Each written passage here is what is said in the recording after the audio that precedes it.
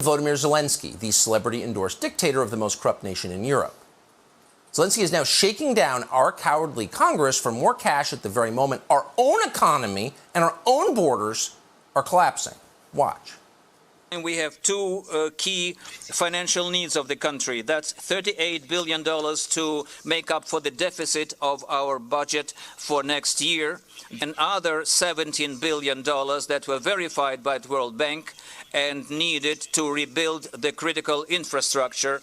We need also targeted credits in the amount of $2 billion to rebuild the electric energy infrastructure after the destruction and to expand our export to Europe. We need credit limits to purchase gas and coal for the future heating season. The scope of this year's support should be not less than $5 billion. What?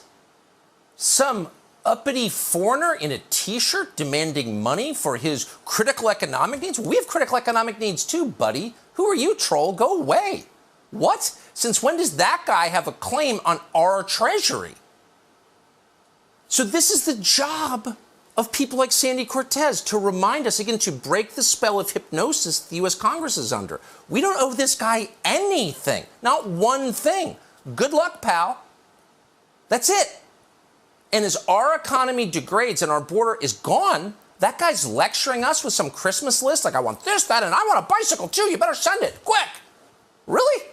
Up yours, buddy.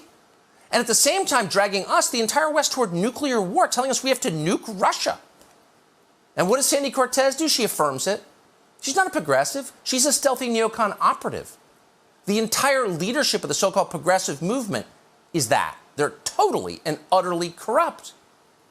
Is anyone on the left pointing this out? Has Cenk Uygur said a word about it? The so-called radicals at Chapo Trap House? The Atlantic Magazine, NPR, MSNBC, are these left-wing media organizations always telling you how deeply they care about oppressed peoples? All of them calling for radical race war every day. But when actual civilization-ending war looms on the horizon, they're cheerleading for it, right alongside the Pentagon. We're going to stay with our efforts to support Ukraine for as long as it takes. We will not waver from our commitment to support Ukraine as long as it takes. We will continue to support Ukraine for as long as it takes. You're already north of $15 billion in terms of those commitments. How far do you go? As long as it takes. As long as it takes to do what? Has anyone even asked that question? Has Sandy Cortez asked that question? Have your progressive pals asked that question? As long as it takes to do what? How long is that? What's the goal? And at what cost? And what's the risk? Should we weigh those? No. As long as it takes. Why? Because they're getting more powerful, even as our country is getting less powerful by the day. The shamelessness goes right to the top. Of course it does. Here's Joe Biden on Saturday. Are you concerned about the strength of the dollar right now? I'm not concerned about the strength of the dollar. I'm concerned about the rest of the world. Does that make sense? Can you explain that? Yes. Our economy is strong as hell. I'm not concerned about our economy. I'm concerned about Ukraine. Our economy is strong as hell. Really?